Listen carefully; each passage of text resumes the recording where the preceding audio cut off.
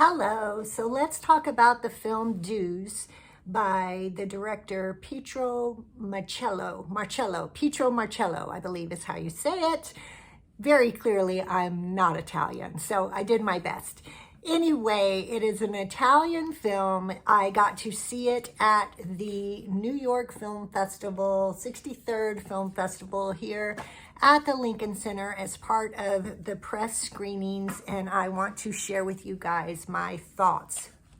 So, Duse is a biographical story of a famous Italian actress named Eleonora Duse, who I had not heard of.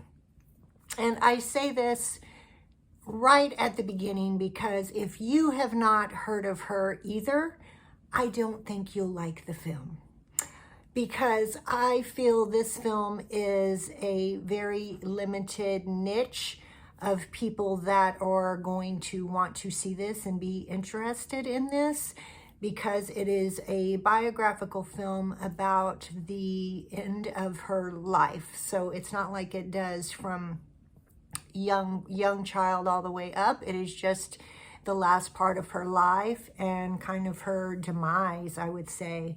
So it's not an uplifting film. It is really kind of tragic and sad to see what happens to this lady that was once at the top of her game at the late 19th century, early 20th century in Italy. She was very revered, highly acclaimed, very sought after, and now towards the end of her life, she really doesn't have any money, and she has tried to keep working, and she's very sick. I believe she has tuberculosis, if I remember correctly, and the doctors have told her to stay in bed and rest, but she is not having any of it. She says that, being on the stage is her oxygen, and that's what she needs to do, which I get it. She's obviously very passionate about the theater, and she has a lot of friends and young fans that adore her and worship her, and I think she really loves that whole aspect of her fame per se. But it's really sad because her daughter, named Enrichetta, I can't remember who the actress is that played her. I'll have to link it in the description, but she plays her part very well. The acting in the film is good. I will say that for sure. It's just the story is just kind of meh. So it's really not for everyone. And the daughter, back to the daughter in her part, she has been ignored her whole childhood because of this lady's fame and traveling all the time for the theater. And she desperately, now that she has 2 children of her own, really wants the grandmother to be a part of her grandchildren's life, and is trying everything. She's going to the shows, she's writing to her, and she's really just not having the feeling, reciprocated that she wants to reconnect with her. Now, she does finally, the daughter does finally convince her at one point to come and live with him. And we do have a beautiful scene where the grandmother Duse is reading to her 2 grandkids, and they are acting out a scene, which is really cool, and they're eating it up, and so is the grandma. But not long after that, the Duse is gone again and says she has to be free.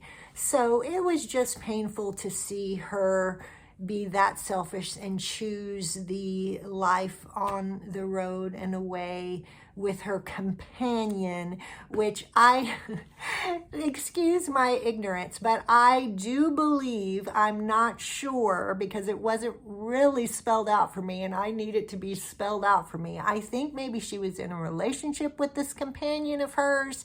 Companion meaning I thought she was like her assistant, because she's a whole lot younger than her. But I do believe that they are maybe in a relationship. If you guys know this woman and it's like common knowledge that she was with this young lady for years, then please let me know. I haven't had a chance to look it up. But the other part that made me believe that maybe she is because the daughter says, I wish you would look at me the way you look at Désirée. And that's the assistant. And the assistant also is very jealous of the daughter and doesn't really want her anywhere around the grandma, which was also very sad. I guess she just wants all the attention to herself. But so that was painful to see.